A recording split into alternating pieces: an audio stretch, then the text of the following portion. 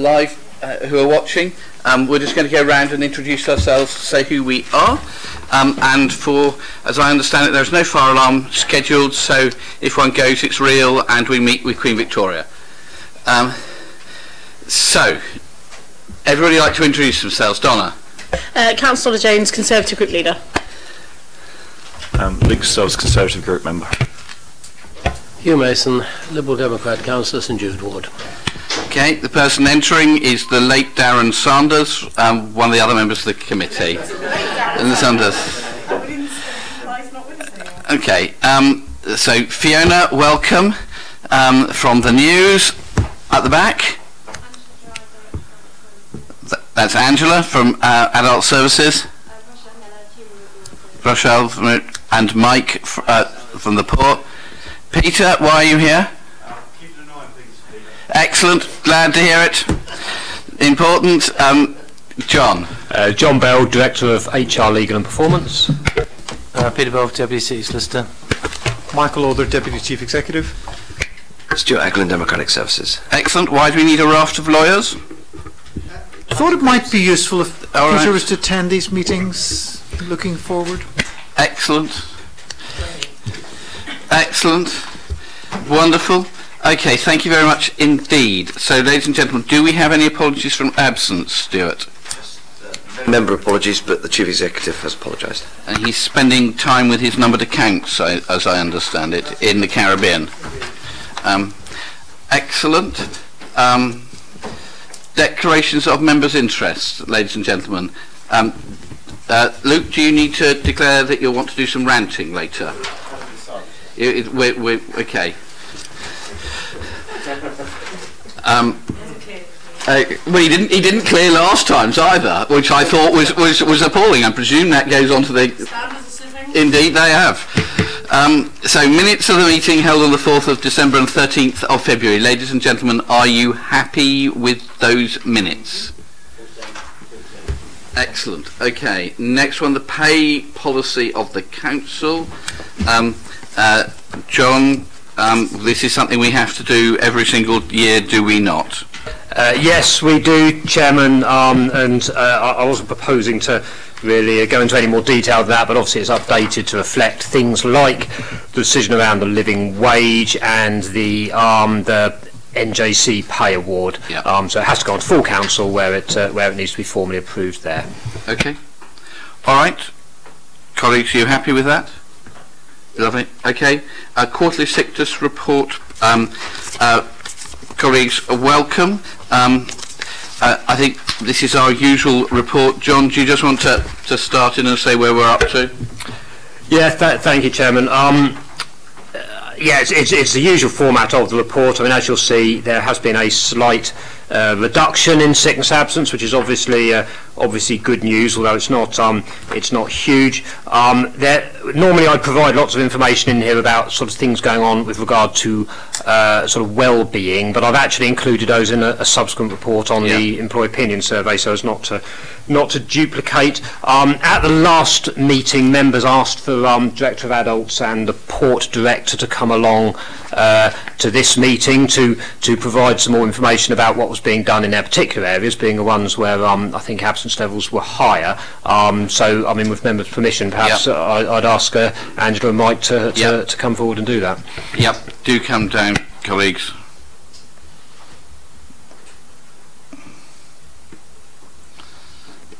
So who would like to talk to us? It's just to have an idea of why things seem to be such outliers in terms of the.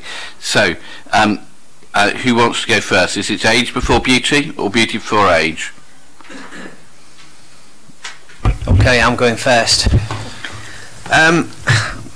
Yeah, so as John said, you asked for me to come along really to talk about the absence management around the port, particularly around the port statistics and how they've increased really in the last 12 months from 6.85 days to 16.6 days. So you've got a report there that actually shows you the top reasons for the absences at Portsmouth International Port. The number one The highest ranking is around musculoskeletal, and then we've got psychological, stress, anxiety, third one cancer, tumours, fourth one neurological, and the fifth one being viruses and colds. Now, there are some very good reasons for the stats being particularly high over the last 12 months. We have quite a low number of employees at the port, so if we have a long-term absence, that does start to raise it quite significantly. And we have had over the last 12 months, we've had some, for very good reasons, some long-term absences around cancer and welfare with regards to cancer, and obviously the musculoskeletal, where one of our employees has had 2 knee replacements. So that has skewed the statistics. Actually, when you take out the long term, we're if I've got it in front of me, we're actually lower than the corporate in terms of our medium and long term. So we're just less than, we're about 2 and less than 2 for the short term absences. So that they are being managed. We have gone through a bit of a transition. We've changed the HR services to the council's HR services because we had our own HR advisors, and also we were using a different system to the EBS system, and it was our HR advisors that were actually inputting it into the EBS system. So the managers have had to go through a bit of training with the support from HR here at the Civic to move towards the EBS system and how to manage those absences. We also benchmark what we do against industry, so we're members of the Port Skills and Safety, which is part of the British Ports Association, so we benchmark against other ports. And again, in terms of our medium to short term, we're there or thereabouts, possibly even less than some of the other ports. It's really just this spike that we've had in terms of the long term absences. Okay, colleagues, any questions for Mike? Nope. Okay, thank you. Angela, welcome. Thank you. For adult services, obviously we've seen an increase again this year on our average days of 13.56. This is a reduction since 2017, but last year we managed to achieve 11.97, so it's gone up again. Our main reasons for absence are that psychological well-being is the first reason, cancer and tumours is second, and our age profile within the service shows that 50% of our workforce are 50 or above, which is the age at which cancers are most likely to occur. So we do believe that that is one of the issues that has impacted on us this time. Because of the nature of the work, again, in the care homes and in day services, musculoskeletal appears quite high on our list. We do have we have a back care specialist who works in the homes to try and reduce and make sure people are back at work as soon as possible, but it does create us a problem. Our gastro is our fifth reason. Obviously, as I'm sure people will appreciate, in an older person's unit, if people have diarrhoea and vomiting, Public Health England recommend that people don't return to work for a period of 48 hours, and again that can have an impact. And our virus and flu, colds and flu, have actually reduced and is now our sixth reason. This year we saw a significant increase in the uptake of flu jabs, which was really good, and whilst we're seeing less people being ill from that, the people that are currently off with colds and flu seem to be a lot less well, or a lot more ill rather than in previous years. We're putting an awful lot of work in, particularly around the psychological well-being element. We are getting people referred to occupational health much earlier. We're looking at flexible returns, so people are coming back to work, maybe not doing their normal job, but a role that they are skilled and trained to do for a period of time to try and encourage people back sooner. And 20 out of the 51 possible managers have attended or booked on the new Managing Mental Health and Wellbeing workshops. We've developed some weekly mindfulness groups at Medina House and are using the 50, what's it called? There's a card, self-care psychology cards, where people can pick a an objective and say, right, this month I'm going to focus on making sure I go out for a walk at lunchtime or whatever. And we're piloting that at the moment in Medina House with an aim to then roll that out further as it succeeds. I meet with HR on a monthly basis to review anybody that's had 100 days or more absence personally, and to ensure that we have a plan. And the reports are sent to all our heads of service each month for them to review. So we feel like we've got a lot in place. I think we've got to just keep plugging away at it and hopefully start to see things coming down. It is mainly our long-term sick. Okay. Okay, thank you very much, Angela. Any questions for Angela? Hugh? Well, it's a joint question, actually. You said that you had musculoskeletal support in there. Could you, A, tell us a little more about it, and B, is this available to the port as well? Because Mike noted that there was musculoskeletal was one of the major causes of long-term absence. Just before you do that, just to get welcome to the meeting, and just to check, do you have any interest you need to declare? No, so I'm sorry for delay. No, it's a delight to see you as always. Thank you. We have a back care advisor that we've employed directly within adult services for a number of years, and when staff are either that she will do routine manual handling training on site, she'll go and check that if there are new pieces of kit, people are absolutely up to speed and things to actually use that equipment, and will provide individual support as well for individual members of staff. She is quite busy, she's not full-time, but I think it's something that we found really useful, because obviously we want to prevent people injuring their backs, and we have seen that reduce in the level at which it appears on our absence list. So it's really about trying to do it in a proactive way to prevent people going off with back injury rather than dealing with it as a reaction to it. But it is an adult social care post at this moment in time. With regards to the port, the most physical activities are around the key assistance, which is the berthing and mooring. And a couple of years ago, with the help of PCC, we looked at how we can reduce the issues around the musculoskeletal, and that was an investment in automatic release hooks. So rather than physically having to deal with the wires and the ropes when you're releasing the ships, you use the automatic release hooks.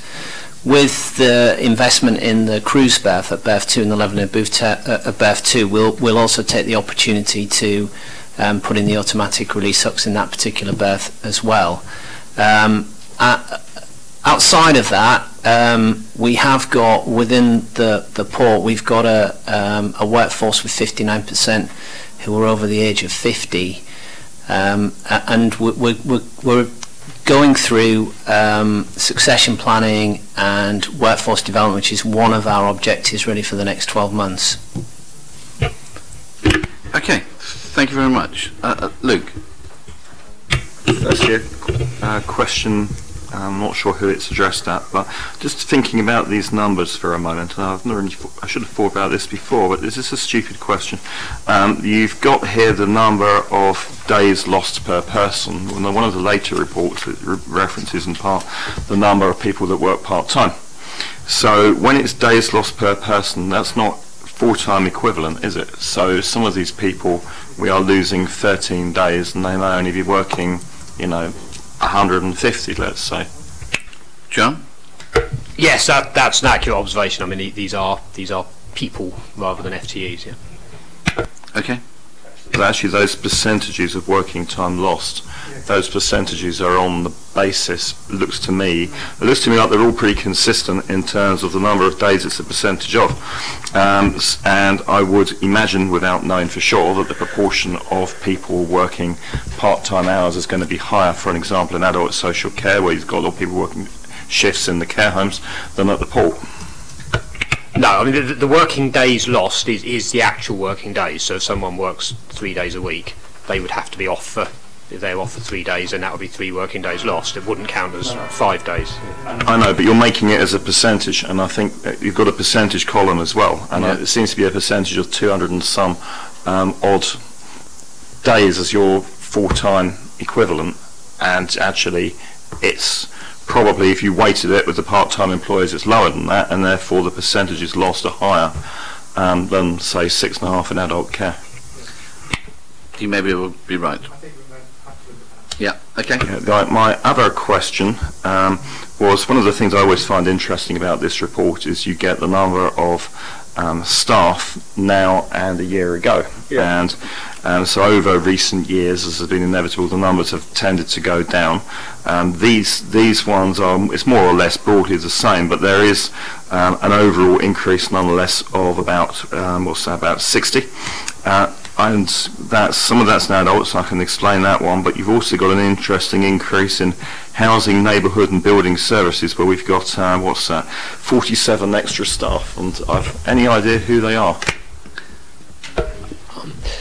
Yeah, I mean, there's no sort of straightforward answer to these, because, I mean, you obviously get fluctuations for all sorts of reasons. I believe there was a transfer of some staff from culture and city development into housing, I think, which may have resulted in some of that change.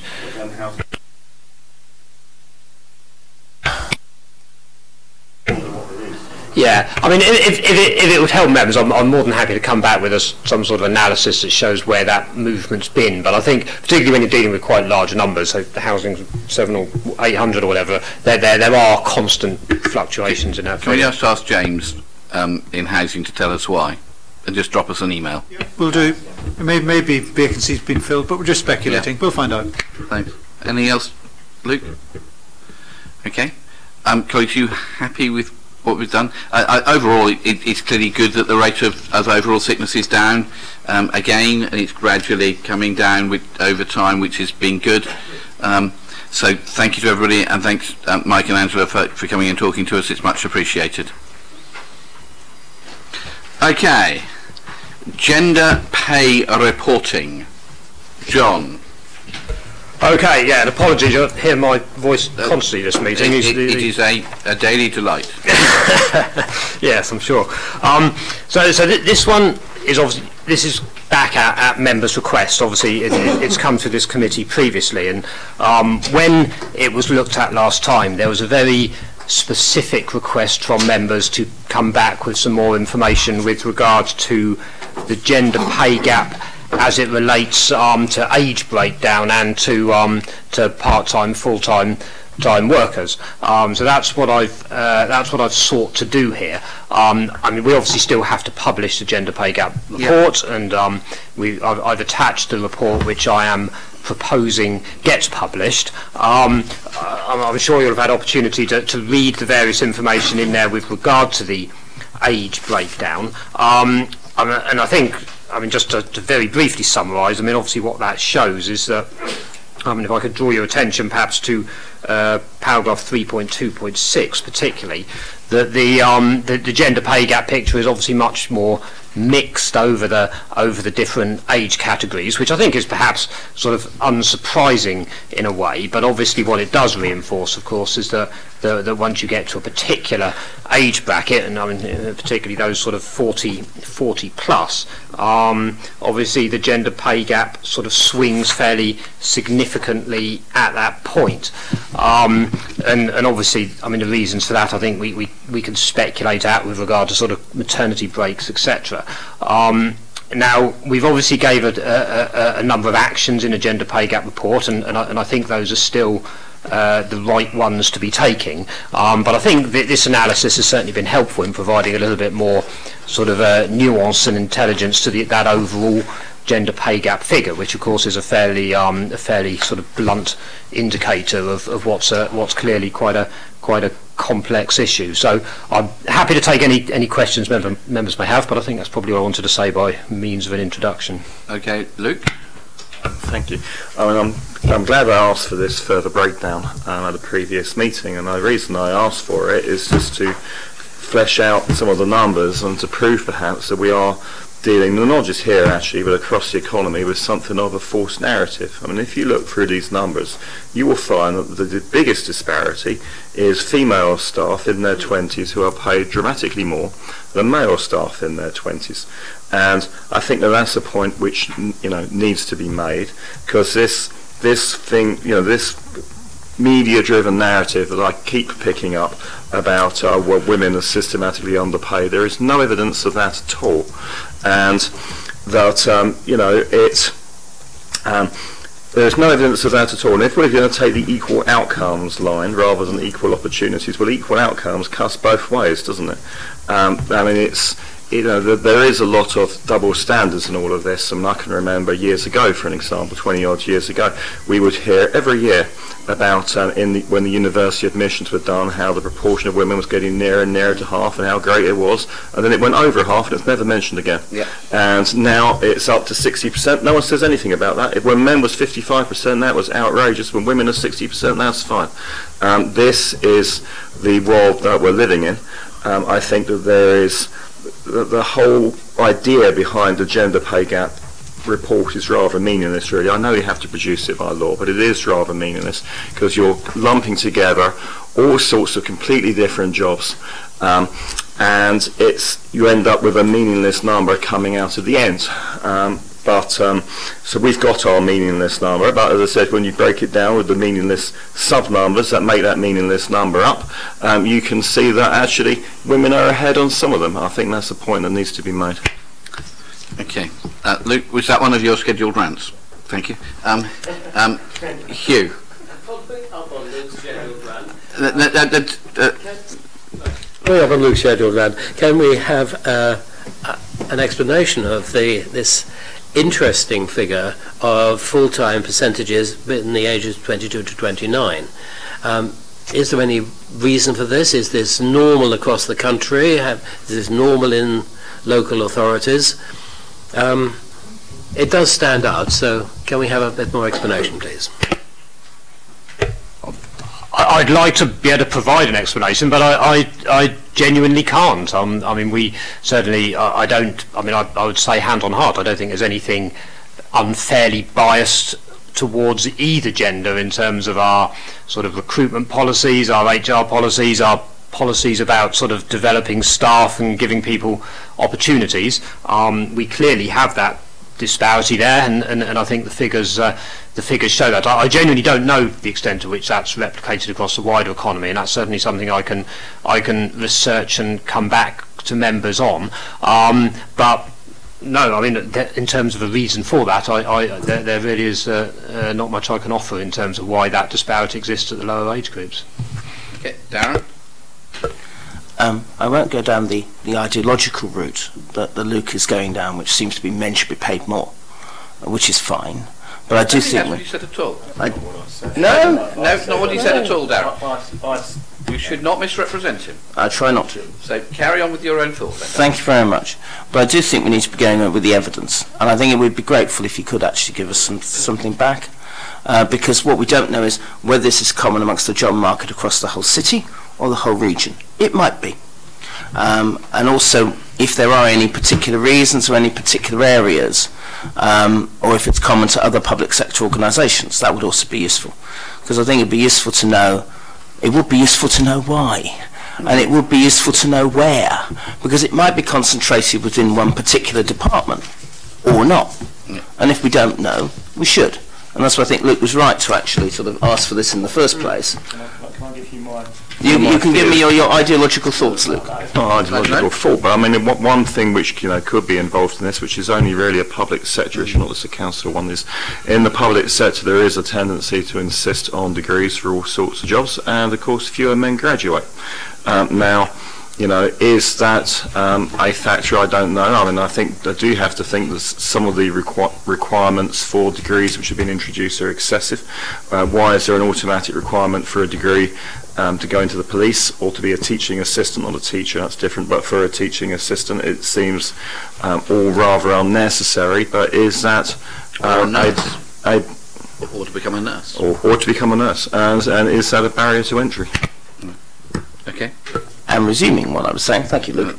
I think these are the sort of things that would be very useful to actually know, so we can dig deeper into the detail to find out where the disparities lie and whether we're actually common or not. Okay. I don't think we can get that for our next meeting, but it might be useful for a future one, Gerald. Okay. Okay, useful thought. Thank you very much, colleagues. Are you happy with the recommendations? Okay, living wage.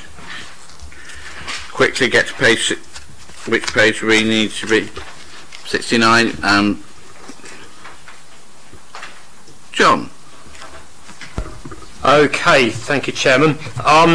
There's a couple of reasons for bringing this report to you. Firstly, it's to notify you of the updated living wage rate as set by the Living Wage Foundation, which is now £9 an hour, and I was committed to coming back to members to advise of that when that changed. Secondly, there was a request at the last Employment Committee to come back with some information about how the new National Pay Award, when implemented, would affect decisions around the living wage. And as I've spelled out in the report, it is actually quite profound, because there's been a very conscious decision to bottom load the National Pay Award, to give it a bit of headroom above the statutory national living wage, and in so doing it's effectively brought the National Pay Award in line with the bottom of it, in line with the foundation living wage. So by making a decision to implement that award, it to a large extent is sort of job done in terms of the foundation living wage. I mean, obviously that's just this year, and the living wage rate is likely to increase faster than the rate of inflation, so I think it is an issue which members will need to keep live, sort of in the event that commitment to continue paying the foundation living wage remains. The other thing which I just wanted to flag up to members is with regard to the Council's own internal temporary staffing agency, which originally we'd sort of kept outside of the living wage condition, because obviously that's effectively in direct competition with high street temp agencies, and needs to be able to set wages sort of competitive to that, but now sort of being steered by the by members on it. We've brought that within the remit of the foundation living wage as well. I've spoken to other council directors who are the principal users of the internal agency to sort of say, look, you do realise, A, this is going to make it a bit more expensive, and B, kind of there's no use you running off to a high street agency just to sort of circumvent this decision, because that will sort of undermine it all. And I've got a very strong commitment from the directors to support us with this. So those are the points covered by the paper, but obviously I will take any questions members may have. Colleagues, any thoughts? Darren? Thank you, Gerard, and thank you, John. As the person who actually asked for this report to come back, I'm in the odd position of supporting every single thing in there and still having some concerns, because I don't think all my points I raised have been dealt with. So I think it's right that we extend it to temporary staff. There remains an issue, which is if the foundation uprates it in September and the pay award is upgraded in April, there's going to be a gap, and there's going to be a potential issue of non-overlap, especially as you've outlined that we're waiting for both of them to come through. Now, maybe I have this wrong, but my sense is that what do we do with, let's say, the living wage foundation upgrade to say £9.25, which is a figure out the air in September, and people are at £9 in April. What do you advise is the process that exists? Because that is the problem we've had between September 2018 and April 2019, and your report says this problem is going to continue. So what do you suggest are the mechanisms by which we can do that? Is it back pay? Do we just backdate it to September, or do we just take it on the chin and upgrade it every April? That's my biggest actual worry going forwards. Yeah, I think if I can allay your concerns there, because I don't think it is actually a problem at all.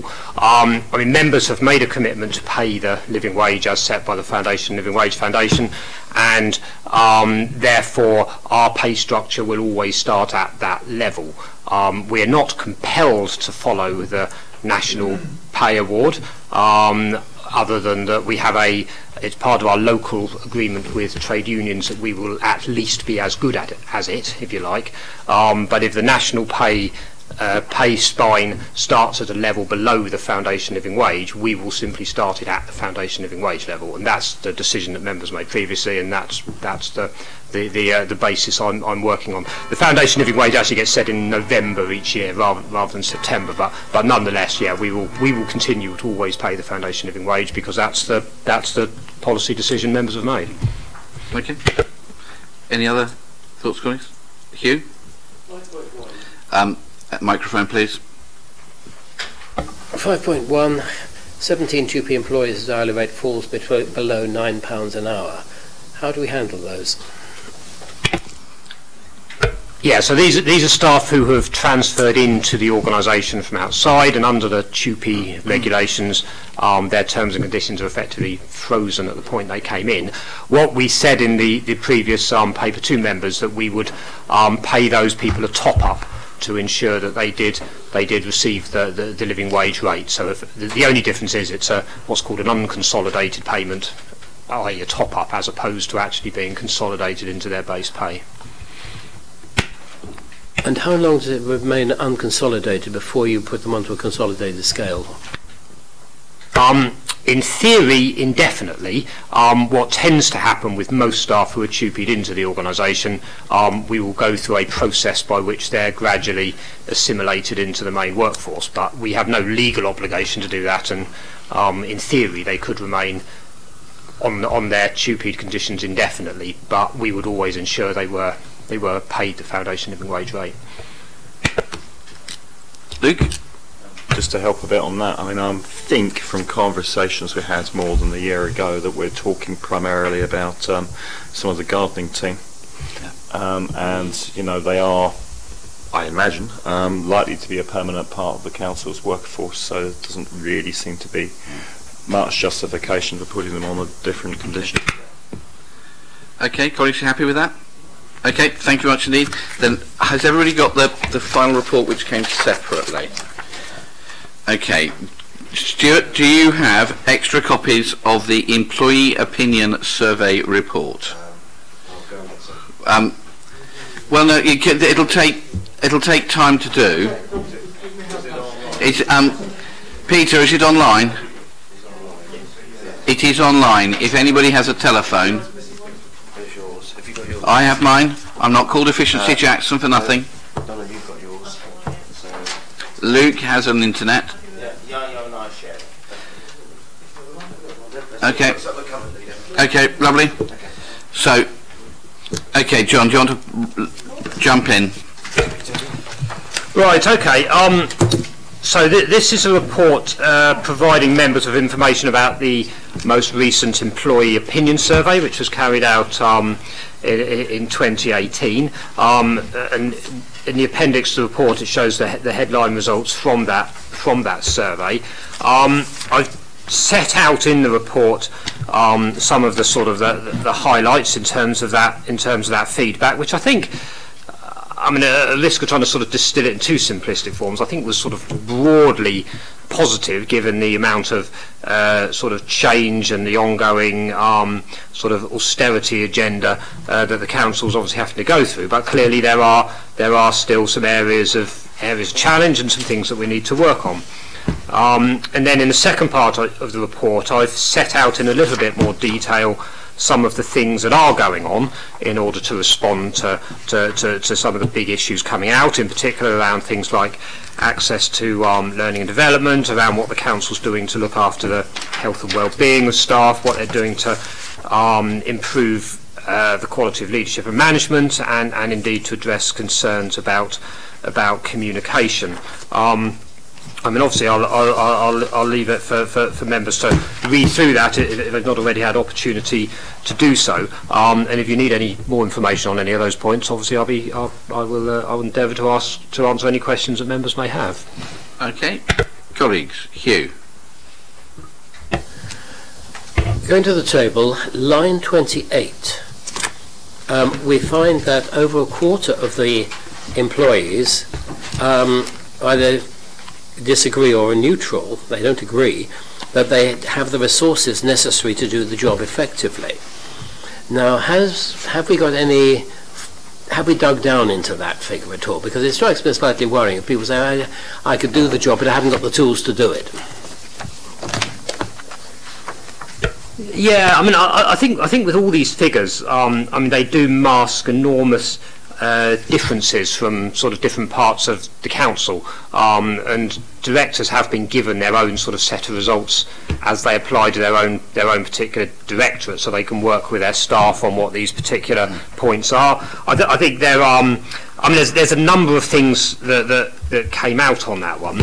I mean, some of it inevitably was about sort of IT equipment, as you would imagine in any organisation, which I think is not necessarily a sort of a criticism. It's just that obviously IT it moves over time, and people see that they have applications at home which they're not necessarily able to access at work. So some of it is about that. I think out in the places like the care homes, obviously they're dealing in an environment where they will sort of never have sort of all of the equipment they need, if you like. It's very much sort of demand-led, and I think there were some responses coming through in that. But really it is very specific to individual directorates as to, I think, what people feel they need for their jobs and the degree to which those are properly provided.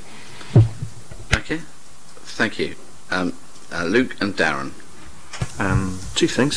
So firstly, I'm quite pleased to see a fall in the number of people who have had a PDR review in the last year.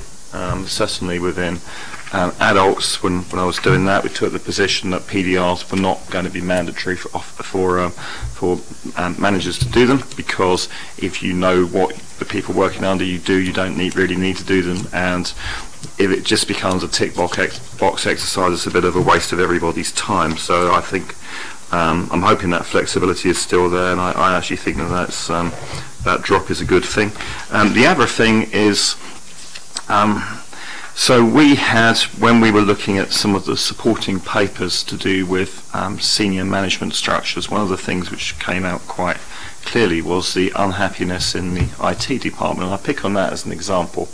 Now, and that was very revealing, and what I suppose my question is, I don't know quite how to put this, but I mean, it will be good if next time we do this there's some sort of question which can tease out whether there's any localised problems like that. I mean, obviously it wouldn't mean much to aggregate it across the council as a whole, and I'm not necessarily saying that the response to that should necessarily be made public either, but a question which along the lines of, I think the group of people that I'm working with is doing an effective job, yes or no, with a level, you know, if the answers become too negative, it becomes a trigger point which refers something through to the cabinet or whatever, I think will be worth doing.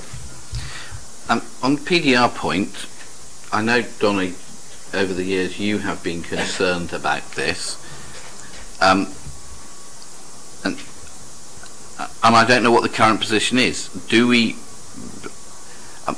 personally, I think if we're meant to be doing them, we're meant to be doing them. But I don't know what the current position is in terms of what the council's view on this is. John, could you enlighten me, or us? I certainly can. Sorry, could I perhaps ask Councillor Stubbs to... yeah, I've explained a little bit more about this in 4.5 in the report.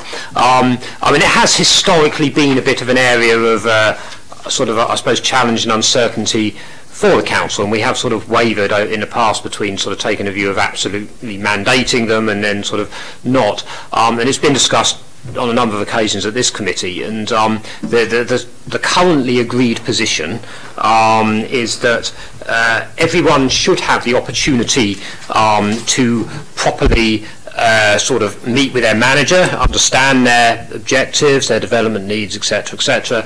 But it would be up to the discretion of managers about how they actually chose to do that, and there was very strong sort of views in some bits of the organisation that, I think, as Councillor Stubbs has pointed out, that the idea of sitting down in a formalised sort of PDR meeting actually wasn't something that sat with their management philosophy, and they wanted something different. And so I think the view that Employment Committee took last time this was discussed was sort of, yes, broadly sort of like the idea that people should have something which they sort of does the job of a PDR, but actually would leave it to management discretion about how best to operate that within their particular bit of the business. And I mean, in response to that, from HR, we provide a number of tools for people to do that. So if people want to do a formalised PDR, that's great. We have sort of mechanisms for doing that and a proper form to fill in, etc.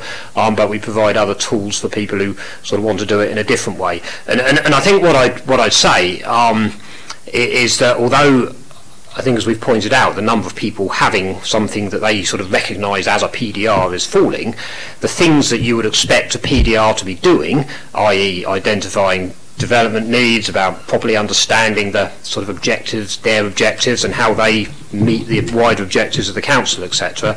The scores on those sorts of things are either holding firm or indeed improving. So that does sort of suggest that our approach is working, and I think my advice, therefore, I think, would be to continue as we are, rather than sort of going back and trying to mandate some sort of process which we know in large parts of the organisation wouldn't be one that would be well received. Okay, I think I have a worry there. I'm not going to name areas or whatever, but we've had senior manager leave recently in an area where there was considerable unhappiness within the staff team, and where they didn't do any PDRs. And I just wonder, if you're not doing PDRs, what route members of staff who are unhappy have to express their unhappiness. Is that a fair question? I think, if I'm honest, I think if you have unhappy staff, they're unlikely to wait for the once-a-year opportunity to raise that in their PDR. And also, of course, given that the PDR was with their manager, if they're unhappy with their manager, it's sort of, where's that going to go to?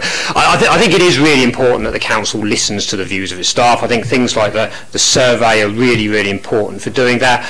I mean, obviously, staff do have other sort of routes to follow if they're very unhappy. I mean, whistleblowing procedure, or they can go to their manager's manager. Or they leave for another job. Well, we try to avoid that if possible, but I don't think relying on PDRs as a mechanism for catching the happiness or otherwise of staff that's not really what they're for anyway.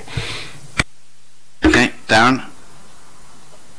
Yeah, I would agree with Luke. I think anything should be around a process of continuous improvement, as opposed to just wait 6 months or 9 months or 12 months for some sort of review which is very formalised. And as you say, if they don't like the person doing it, then they won't have much in terms of sympathy for them. So I would suggest it is up to individual teams. I'm interested in the health and well-being statistics, particularly the mental health statistics, which are lower than the physical health statistics and below 50%. I see that you're putting forward mental health training for managers. It'll be up to colleagues to decide on these things, but I would suggest that that's something we keep pretty much under review. I mean, this can be a very stressful environment for the reasons we see in the sickness absence and everything else. And I think that I would suggest, if colleagues are happy, that that's one area that we may want to keep an eye on, because it's really important. We can't have too many staff, any staff ideally, with mental health issues. And it's interesting that that's below 50%. I would say the only other stat that interests me is the number of people who now don't know what the budget setting process is, because the proportion that's gone down hasn't gone down to I disagree, it's gone down to neutral, which suggests they don't know. I know some people don't know the budget setting process, and that includes some of the people who even set the budget.